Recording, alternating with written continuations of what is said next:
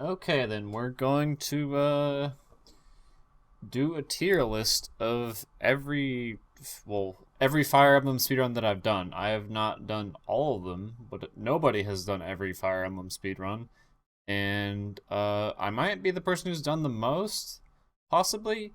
It's either, unless there's like some Japanese runner who's done more, it's probably either me or Kirby Master who's Kirby Master. I guess that's how he wants to be pronounced, I think.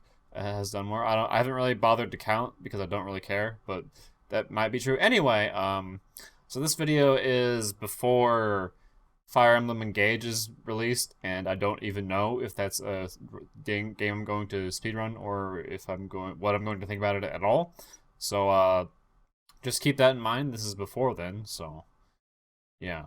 Even if I did wait until the game came out, like it's gonna be a while before like the run is standardized or whatever, so like I don't think there's any point in waiting for that to make this video. Anyway, yeah, so let's start with the games that I have not speedrun or are not really applicable to being speedrun at all. Fire Emblem Heroes, I guess you could like do certain categories or something of like the different. I don't even know fully how Fire Emblem Heroes works. I know there's like different like individual levels or things you can do, which you could run that, I guess, but whatever, who cares. I've not done Revelation, which it doesn't seem that bad, but I don't really have the ability to speedrun a 3DS game because like I would have to either figure out a way to record from my 3DS or do it with emulator, both of which would be a pain in the ass and possibly not worth it. Fire Emblem Warriors, I have not played that game at all. I don't care. BS Fire Emblem, which is a sort of a spin-off of FE3 that it came up before FE4, is arguably not a game that you can have as a speedrun because there's not really a definitive ending to the game. Even though someone actually has made a category, which I think is kind of strange, but whatever, I guess if they want to do that, then fine. But yeah, whatever, who cares? Tokyo Mirage Sessions, which is borderline not a Fire Emblem game. It's definitely more of a Shin Megami Tensei game, but whatever. I haven't played the game. Who cares? This is Vestaria Saga 1, I think. I have not played that either. I have not run Shadow Dragon DS, but from what I know, it's like it is the shortest Fire Emblem speedrun by like at least a 10-minute margin. So that's kind of funny. It's definitely the most silly Fire Emblem speedrun because you literally just warp Marth and then seize. It's very dumb. I mean, it's kind of just the similar things as like the 3DS speedruns basically. Then New Mystery of the Emblem, I have not done that yet. And to my knowledge, Kirby is the only person who has speedrun this game. There might be a Japanese runner who's done it, but I don't know. I've never heard of that. I don't intend on running this either because I don't really have the means of it. Awakening, very silly game again, and it's also like the most difficult or the most unreliable speedrun probably. And Birthright, kind of whatever, it's Fates again. The Sacred Stones, you'll notice I have the GBA games on here. I haven't actually done the GBA any % runs, but I have draft raced them, which I guess I will count as speedruns, so whatever. I haven't done FEA, so yeah, okay. Well, I don't know what the order to start in here. Well, maybe I could have started in release order. That would make sense, actually. So the first game is, oh yeah, Fire Emblem 1, Shadow Dragon of the Blade and Light is the official title, I guess. So this game is, it's hard to describe. It's definitely, I have actually done this run, but I have not submitted a completed time ever. I have done it, though, so that counts. Definitely one of the most frustrating runs I've ever done, probably because like of how the game is designed. Because of how inventory works, like if you forget to like do one inventory management thing, you could like ruin everything. Or if you like forget, like the last run I did, I forgot to give Marth the falchion, the map before the last map, and because you cannot give items to other characters between maps in FE1, I just couldn't give it to him. Like the run was just dead. There was nothing I could do. Yeah, that's and also there's other things like the Star Sphere being on a random thief in chapter 20, and the game doesn't tell you that it's there at all.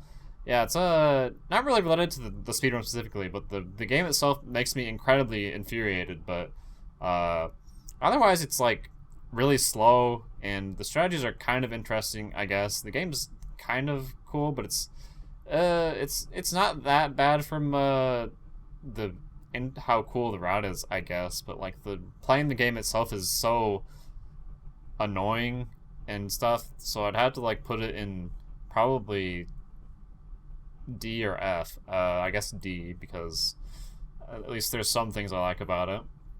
Okay, on to Gaiden, which I am the only person who has run this game in English, I think. Yes, I am. There is one person who's run it. There's one Japanese runner, and they have not done anything for a long time, though, so they're not really... I don't really know anything about them, but yeah. It is possibly the most variable Fire Emblem speedrun just because of how Gaiden works. It is one of the runs that actually has a lot of, like, quote-unquote improvisation, whatever you want to call it. Like, it has, like, the most divergence from the route. But the thing is that because of how simple Gaiden is and how slow it is, it's not really that hard to, like, think of what you're going to do. Because, like, you have, like, a minute to think about it, basically, before you have to do anything. Sometimes more than that, even. Like, there's one part where it's, like, literally probably a 3-minute enemy phase or longer, like when you fight the Camus group later on in the game. It's very funny. It is very taxing considering it's the longest Fire Emblem speedrun. It's, like, on average 6 hours. The world record is 5 hours and 54 minutes or something. But... definitely not something I would recommend to anyone. It's probably not the most interesting game to speedrun. It also has like a lot of janky strategies we use. Like we have to use the Angel Ring to like get extra stats on Alm, and it's kind of annoying because you have to like get really good strength on him for the game to not be a total pain in the ass. But it is... I kind of like it because it's long, but like playing an NES/Famicom game for a long time is kind of annoying too, just because of like the sound is just like nauseating sometimes. But it's like not... there's some things that are cool about it, I guess. I also ran this game in a really longathon in 2021, so I also PB'd on that too, which that's the video you'll find if you search for the speedrun page of this game. Well, by me, because there's also obviously the world record, which is not by me, but whatever. Okay, so next is wait, where is it? Oh yeah, Mystery of the Emblem, also known as FE3.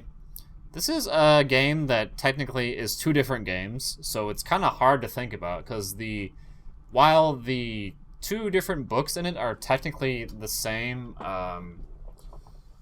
What do you call it? They're technically the same game mechanically. There are a few differences, like there's different items in book 2 and stuff, and there's different enemies and everything, but otherwise they're mechanically the same. The only difference between them is like the chapters in them and like the characters. Like, yeah, it's kind of weird to think about, but like the speedruns in them are very different. Like book 1 is basically, well, not really a Marth solo at all, but a large part of the game is Marth like being warped to boss, kill boss with Marth, then seize, because it's kind of the only thing you can do sometimes. That's like the fastest option you're going to have most of the time, because you don't really have like a boss killer. You can't really warp 2 people at once a lot of the time because there's no dancer, or the other circumstances prevent you from doing something like that. And also because you already invested everything on Marth early on, because you kind of have to. You just kind of have to use Marth, and it's always the fastest thing. Also, the ending part of it is kind of a meme, because you have to like rely on a devil sword crits to kill the final boss, but because you don't get the falchion, because that would take way longer. So yeah, book 1, very silly. It's a lot of improvisation compared to some of the newer games. You have to like change what you do a lot, surprisingly, and I kind of enjoy that a lot. It's probably... I almost would like have to split book 1 and book 2 into 2 different rankings, I guess, but because they're 2 different games pretty much, but whatever. I kind of like book 1 a lot as a run. It's pretty interesting, and you get to not just do the same thing every time, and there's also like stupid stuff that can happen. It's kind of cool, I think. Then book 2 is like more of a Pala destroy, not only Pala, but use a lot of Pala, especially in the later parts of it. Use Marth a little bit, then Catria at other parts, and like Sirius at a few parts. It's basically just like get Pala, make her super good, and then she like kills a bunch of stuff while Marth goes and seizes eventually. And then the last part of it, there's a glitch that is in the original version of the game that was actually removed from it in an updated version of it, where you can clone items, which allows you to clone warp staves or again saves. Can you imagine how that works for speedrun? So you just kind of like YOLO the last like 6 or it's like 7 or 8 maps of the game, and it's pretty silly. It's a pretty enjoyable run, I think, even though it is kind of slow. Oh yeah, I should say, I do hear people say a lot that FE3 is like really slow. I'm like, I really don't understand where this is coming from. Like, especially if you're saying it's as slow as the first 2 Famicom games, this is like absolutely not true. Like, it's not even close. Like, what? It makes me wonder if people who claim that have even played a Mystery of the Emblem. I would guess no, or they just don't remember it well. I don't know, maybe. And furthermore, I don't think FE4 is that much faster in that anyway either, so it's not like they improved it. Like, most of the speed improvements were like in FE5 and FE6 in terms of games that are near to FE3. So I don't really know why everyone has to like hate FE3 so much for like reasons that are just like kind of not true sometimes. Not that like I'm saying you're stupid if you thought that. It's just like I don't really get it. Like I feel like I would be the most knowledgeable person to say what game is faster or not, because I literally speedran them, but I don't know, maybe I'm wrong, I guess. Oh well. Like, what else is there about it? Like, I guess like the cursor movement is slower, but I think one thing people don't notice is that you can make the cursor like there's a fast cursor option. It's slow by default. It's that the cursor is kind of different, which is it feels weird to do, I guess, but like I don't think it's really that difficult to figure out. Like, especially if you have the fast cursor on. I don't really think it's going to impede how you play the game that much, especially if it doesn't really bother me that much speedrunning it either. But yeah, I would put this overall in B tier, I guess, just because I don't really have a ton of favoritism for the game. The runs are interesting, but I don't really like the game that much, but it is fun. Okay, next we have why is the full cover is not on here? This is weird. Okay. But we have, wait, do I have to like zoom in a bit? Okay, maybe this is better. Okay. We have Genealogy of the Holy War. This is a very unique run here because it is one of the 4 Fire Emblem speedruns that are completely manipulated, or Fire Emblem speedruns that are completely manipulated. The other 3 being all the GBA games. But in this game, it works very different. While the GBA games have a different reason for why the RNG is terribly designed, this game is terribly designed in a different way. Essentially, the RNG only changes whenever you do a combat or someone levels up. Otherwise, it will never change unless you save a game and then reload the save. It will literally never change ever otherwise. Well, except for when it's changing all the time when you're doing stuff, of course. But yeah, this makes it very abusable because you can just like go in the arena, burn RNs on it, save, and then go back and do it again next time, like over and over until you get the outcome you want. It's very, very stupid, and I'm glad they improved on it in the following game where they made the RNG much better. In terms of the actual run, it is still the first speedrun I ever did, so I have to like have some respect for it for being easy enough for me to do first as my first game or whatever. But like, it's like the game is slow and annoying, and like it's oh yeah, there's another thing about the run is that because of how the RNG works, like I just said, how like the RNG changes if you load a save. Oh yeah, that definitely comes into play in the run, meaning I cannot save the entire game. When I can't, you have to save it like the beginning of chapter 6. But yeah, that's the only point you can save. You save then to get the extra authority star on FE4 because FE4 is a great game and his extra authority star doesn't work unless you restart the game. What else was I gonna say? So yeah, a lot of like really long turns. Like I counted like all the enemy phases in the game, and it was like probably about half the game is you doing nothing. So Yeah, it's 4 hours long, 2 hours of nothing. Especially the Pegasus War, which I counted was like 20 minutes total of waiting. Not even like at once, like because you have to like have to do some stuff in between, like not very much though. In one turn, you literally do nothing, and just wait. But it's 20 minutes to wait for that. It's insanely annoying. Oh my goodness. It is kind of funny to see it at least once. It is a silly run because of all the stupid stuff you happen because of the RNG manipulation. And also because you use the rescue glitch and like skipped half the game. Yeah, you skip half the game and the run still takes 4 hours. That's actually true. Don't worry about it. If you didn't use the rescue glitch, it would probably take like 8 hours or more. Dear God. But yeah, it is kind of cool from a technical standpoint. Not very fun to run because it's incredibly stressful and also boring at the same time because like you're bored waiting for stuff to happen. Then you're like super stressed for like 10 seconds as you like try to do things as fast as possible and not like mess anything up. Oh my god, it's like the worst combination ever. Why? So I'm gonna have to like put this one in the E tier. Yeah. It can be interesting, I guess, from a viewer standpoint and like sometimes, but like, oh my god. I definitely think I enjoy these games more than this, just because of that. It is, I guess it is faster in some way than these. It definitely is faster to like do, but like these ones are less stressful to run, I think. So I'm gonna say those ones are better. Oh wait, whoops, I forgot about this. That goes thing. Yeah, I haven't done that game either. I do think the Shadows of Valentia is the hardest FE Fire Emblem speedrun, possibly. But I haven't done it, so I don't know. I've just seen Kirby do it, and it's like, wow, this seems really hard. Because, like, you have to, like, actually, like, improvise sometimes, and, like, it's, like, a lot longer than the other 3DS games and Three Houses, so, yeah, that makes it significantly different, I think. So I have actually ran one route of Three Houses. Oh, wait, no. Whoops. Three Houses is not the next game is Thracia, I forgot. We're going in release order. Alright, so Thracia is a game that I have done 3 categories on, and I've also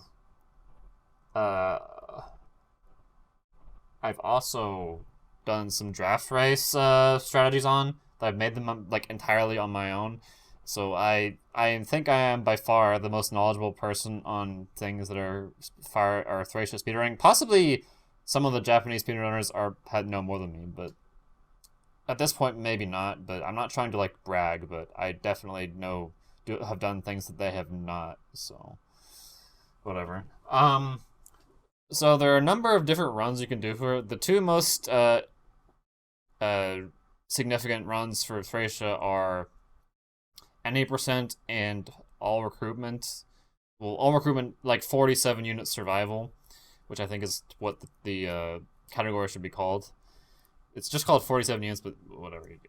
So NA% it is very unusual in Fire Emblem speedrunning in general for a lot of reasons. It is a combination. It has some RNG manipulation, but it's really hard to explain. Like, I would have to explain the gist of it. I would have to say that like about 1% of the run is manipulated in total, even though like the manipulations you do are very significant to the run as a whole. Well, some of them are not. Some of them aren't really that important, though. They're just to save a little bit of time. But, like, essentially, you kind of go through the early game, and so the early chapters can be pretty variable sometimes because of, like, how the game works with enemy stats and RNG in general, and, like, the fact that some enemies can get extra moves. Sometimes that can be a big deal, but there are ways you can get out of it sometimes.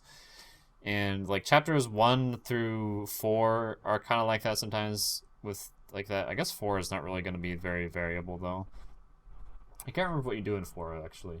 Well, I guess in 4 you have to like kind of pay attention with the building Wex on Fergus. But otherwise, there's not a whole lot going. I guess you do with some of the enemies. You have to like think and stuff. You don't just do the same thing every time because you're like the chests are gonna be in different places every time and everything. And you have the item placement is gonna be different every time. So you can't just like memorize the positions of the items that you need to trade between Fergus and Laura. You have to actually like look where they are and everything, which can be difficult to figure out. But if you do it enough times, it's not that difficult to remember what goes where and everything. Then we use a Vigor Star manipulation to just bypass the final part of Chapter 4 without fighting anything. it's very cool, and like, yeah. Then in chapter 5, well, 4X, we go recruit Asbel, which is like, that chapter is a bitch. Like, it can go wrong, and then you can like make up for it, but like, you kind of just have to like hope it works, because like, it's better than resetting, of course, so you kind of have to try to get it to work if something goes wrong. But yeah, if Fergus dies, it's like you sometimes if he dies early on, you can like, it can be not that bad, but because the enemy phase takes so long, you have to like, it can be a big deal sometimes. But yeah, and then in chapter 5, there is a RNG manipulation you use over the whole map, which is very difficult. It's difficult to explain. Like, essentially how the game's RNG works is that whenever you start the chapter on a certain frame, it generates the RNG seed based on what frame you started on. So like, there's 1 through 64. It's like always rotating of 1 through 64 frames, and so you get the RNG seed depending on which frame you get. So essentially, I get to chapter 5, I reset the game, mash A to like try to start it on a certain frame, then see which frame I'm on, because I don't know unless I like do certain things first, and then I go on based on that, because like, there's like 6 or 8 different frames that goes through a plan that I can use to figure out the chapter. The reason we're doing this in that chapter is because Asbel, there's like a lot of things you want to have happen. You want to have Asbel not die. You have to want him get Con. You have to have him not get fatigued too. So you have to do all 3 of those things, which is not incredibly reliable. I would say like, the chance of them surviving without RNG manipulation there is probably like 40% or 1/3. It's really bad, actually. So the fact that you're like 30 minutes into the run at this point makes that very oof. So I definitely am going to use the RNG manipulation pretty much always, because like, it's like so much time spent on that if you're not RNG manipulating it. It's just like painful having to reset for that so many times when like, the early game's already pretty unreliable sometimes. Well, not that, it's not unlike super unreliable, but there are some things that can go wrong a lot in the early maps, and you can just be stuck in the early parts for forever. So yeah, that part's pretty cool too. And then after you get to the end of chapter 7, the rest of the game is mostly just like Asbel, warp to boss, kill boss C's. Well, not all of the maps. Some of the maps, so like chapter 14 and 20, they like require a lot of extra stuff that does actually change what you do, but for most of the part, the rest of it is kind of the same every time. So it's like kind of while it's kind of boring that it's the same every time, I guess it is like a reward for getting to that part of the game, so it's like kind of cool, I guess, at the same time. But yeah, it's not super interesting at that point. But the final chapter is pretty cool too, but it's not a whole lot can go wrong there either. But also to keep in mind, there is the all recruitment speedrun, which I think is like my favorite run of the game still. It is quite a lot different in a lot of points. For one, like, you have to recruit Xavier, obviously, so that makes chapter 18 take 20 minutes about, and there's a lot that can go wrong there. There's a lot of interesting strategies you can show off and everything on that. Also, like the chapter 14 strategy where you like make the enemies unable to do anything by capture baiting and then just sitting there, which is really cool. And one of the most interesting strategies in like a speedrun, I think. There's like so much cool stuff in it, and like, there's a lot of skill involved, I think, or correct. You don't just like do the same thing every time as you do in some other game runs, and I think that's really cool, which makes me enjoy runs more when that stuff like that happens. So I'm gonna have to say overall, this game is I don't know if I guess we're putting it in S. Okay, sure. All right. The next is the Binding Blade. I have draft raced this game only with Shanna, though. I have to say, there are many things I don't like about this game casually, but I do think I really enjoy it as a speedrun, draft race, whatever you want to call it. And I have not done the any percent, so this is going to be based on my not any percent experience, so we're rating it on that and not, yeah.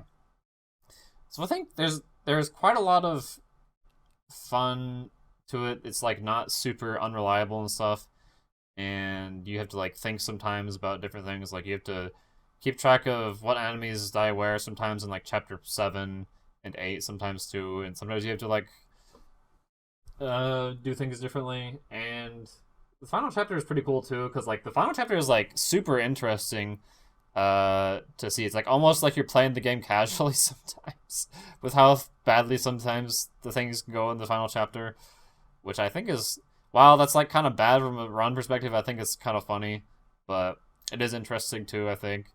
So I'm gonna say like over. Well, actually, I didn't say anything about like the speed of the game. So yeah, I was gonna say I should have said like Thracia has like really good menus and the game is like super fast and like doing it optimally as much as possible is really hard, and that's why I like that too. It's definitely a huge improvement over FE4 and FE3, I think.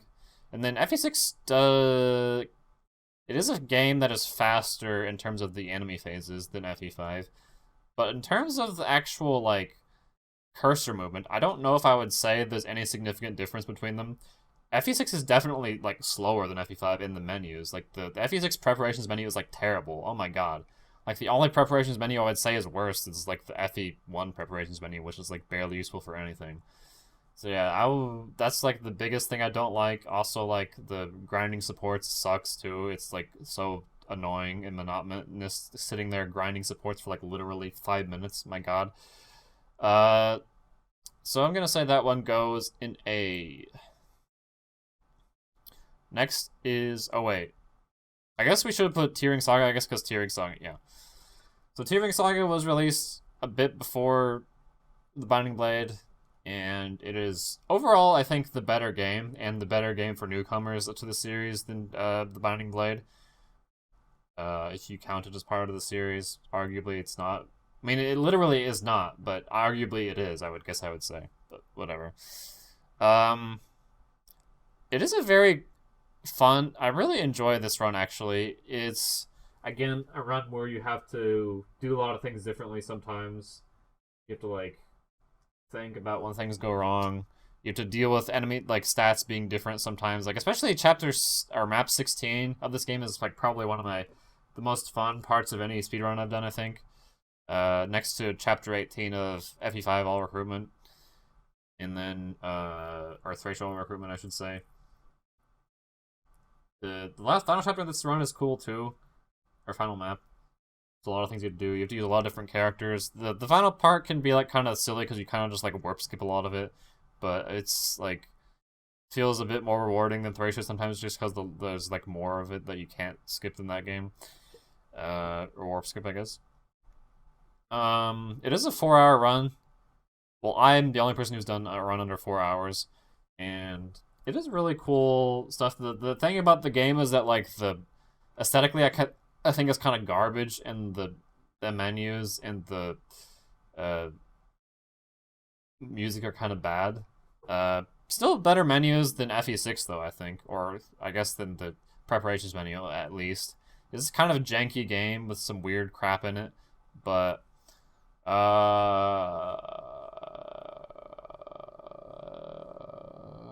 don't know. I split on between these. Okay, I would say like here, sure. S. All right, next is the Blazing Blade. Okay. So Fire Emblem: The Blazing Blade is the first game that was released in English, and it is one of the games I have draft raced on like 4 different characters. I actually also did an actual like stream draft race with 3 other people on Mecha's channel once, and I was 4th. And I'll say like in that time I was like I should have paused the game and like figured out why my game was lagging, because like that was one of the issues I was having, but also just because I was unlucky at points. But so like there are things I could have done there to improve that, but whatever. I think it is not terrible in terms of what I think of it as a speedrun. The menus are like okay. I really don't like how the game looks, so it's like kind of monotonous sometimes, and I don't like the game's music. But I guess you could say those are relevant to the speedrun. So you have to like do a lot of Hector solo that's kind of stupid. And then, like, the later ons are kind of just, like, kill everything with Heath or Florina or whoever your carry is. And that's kind of not that bad. It's mostly the same every time, but there are things that can go wrong. And for that, I think it's still interesting enough to, like, keep you on the edge of your seat sometimes, I guess. And it's kind of a high skill cap run, I guess. It is. I am so tired of it. I never want to do it again, though. Oh my god. It is many things I don't enjoy about it. So I guess we're gonna put that in. Yeah, I probably enjoy it less than FE3. So I'm gonna say it's B tier here. Maybe C tier. Well, whatever. We don't have to be super precise on our ratings here. Okay, next is Berwick Saga, which is another game that is arguably not part of the series, but whatever. I'm including it because it's relevant to the fandom, I think, in general. Berwick Saga is a very different game than Fire Emblem for a lot of reasons. The run is completely different from any other Fire Emblem speedrun in a lot of ways. Partly because, like, the turn system in Berwick Saga is different. Like, there's no split enemy and player phase. You have, like, player turn then enemy turn, like, depending on what it says on the left and stuff. And then also, there's no innate counterattack in this game like in every Fire Emblem game, except for I think every Fire Emblem game has innate counter. There might be one of them that doesn't, but I'm pretty sure all of them do. So yeah, there's no innate counterattack. There are still counterattacks, but like for the most part, no, there aren't.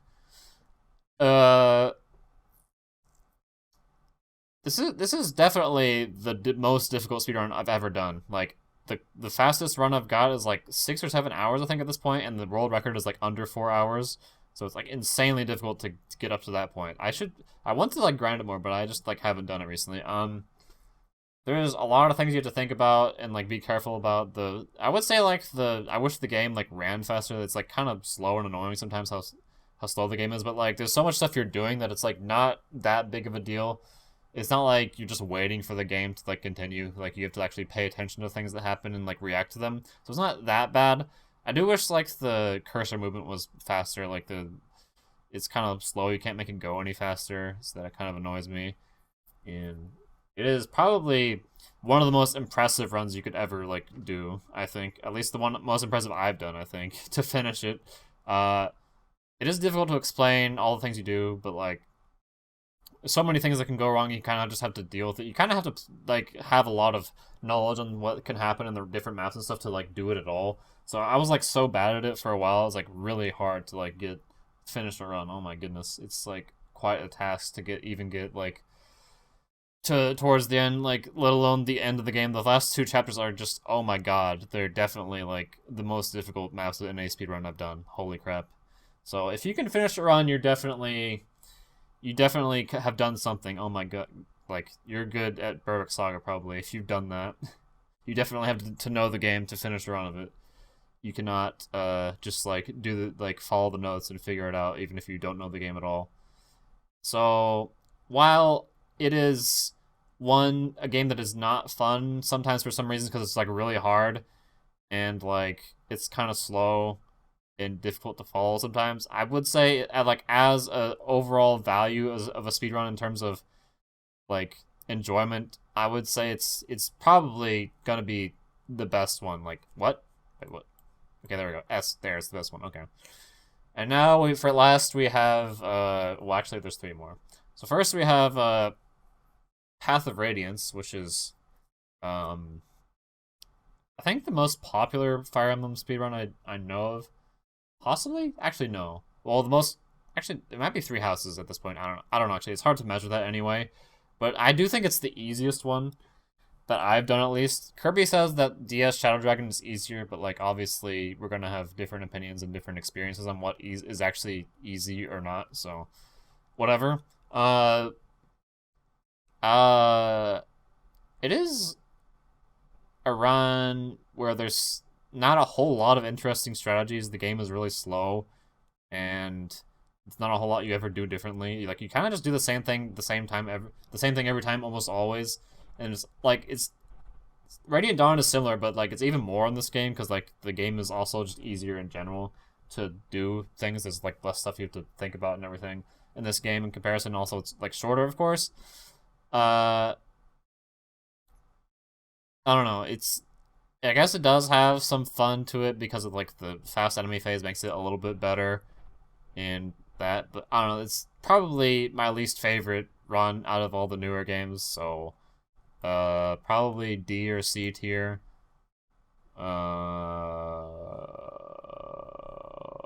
but I enjoy it enough to keep doing it. I'm not like doing it because I out of spite, but whatever. It's hard to say. I would have to. I guess that's a little bit better than those ones. So sure, C tier. Okay. Next we have Radiant Dawn, and it's very similar to Path of Radiance, but it's a lot more complicated in the things that Path of Radiance is or whatever. So like we want to. There's a bit more that can go wrong, I think, but like there's a lot of like the second half of it is incredibly long and boring in Radiant Dawn, and that can get kind of annoying. But I don't know. There's a lot of the being good mechanically at the run is kind of fun with like the fast enemy phases and stuff.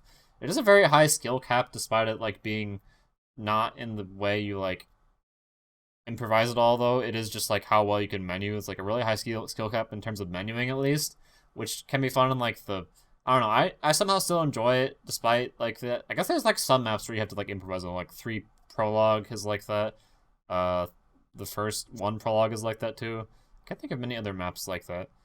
I guess some of the later ones, I don't know. It's just kind of cool seeing the game and stuff. Like the menu was fun enough where I don't really care about it being slow sometimes as much, because it's like a lot faster than Path of Radiance in terms of like how much fast certain things happen. Even though like it is there's still a lot of longer enemy phases, but there's just a lot more enemies though, despite like the animations being faster. So it's kind of similarly long enemy phases though because of that. Even though Path of Radiance has like the longer animations and stuff. So yeah, I would say this one goes here, yeah. C tier above Path of Radiance. Finally, we have Three Houses, which is the only game after FE10 that I've run, because I can't really run any of the other ones between FE10 and Three Houses. Three Houses has like a million different categories, most of which are pretty similar, but they're Three Houses, so like you would know what the differences are because like there's 4 different routes with minor differences. The main differences being like the characters you have, I guess, but like in terms of the actual maps, there's not a whole lot of difference. But that's not really that significant to the one run I've done. It's like I think to some extent it is. You actually do have to change what you do quite a bit sometimes in it. Just because of like the divine pulse, you're like something went wrong, divine pulse. Like you have to. If that sounds kind of stupid, like oh, just divine pulse when something goes wrong. But like you have to have knowledge on how it works exactly for it to go well. I think a lot of the time, which has a pretty interesting thing. And like the actual menuing is like okay. Like it is a crappily programmed game. So like there's like input delay all the time, and it's really annoying. It's like more input delay than like any of the games that are newer than these games, I think. So yeah, that's kind of annoying. The long loading times are annoying. It's nice how it's like so fast too, despite the loading times. But like the later half of Three Houses runs are kind of boring because you kind of just like skip them all really fast. And then you just like do them all in 1 minute, then you wait for 1 minute to do another map in 1 minute, and it's like, oh my god, this is... Please. But I think the game is interesting enough, and you have to like think a little bit differently sometimes and everything. A bit more than I think Kirby claims it does sometimes, but I don't know. Maybe I'm wrong because I don't know the game as well. But I think it is a relatively enjoyable, other than like the terrible menus. Oh my god. Oh goodness. Oh. Never mind. I'll just accidentally. Don't worry about it. So I think this goes probably tier. Yeah, I think I enjoy it more than FE7, but less than FE3. So yeah, that is every game I have speedrun now. Maybe I'll run some of these some days. I probably will run at least some of them. I'm probably going to do Engage, but we'll see, I guess. If I really hate the game, which I doubt will be the case, I won't run it, but maybe that'll happen. Maybe... I really wanted to run some of these games, or Shadows of Valentia, but I just like don't really have good means of doing that. I don't really care about the GBA ones because I don't really have much interest in them. But yeah, I'd say this indicates my overall thoughts on every game I have speedrun, in terms of how I enjoy it, at least. Maybe Genealogy shouldn't be an E, but whatever. Alright, well, that's about all I have to say about this. So, if you have any questions about any of the runs or anything, or because I couldn't really talk about all of them in detail because that would like take forever. But yeah, it would be nice to go more in depth, but I don't really want to right now. And what I forgot what else I was thinking. I don't remember. There was something else I was about to say, but I forgot what it was now. I don't know.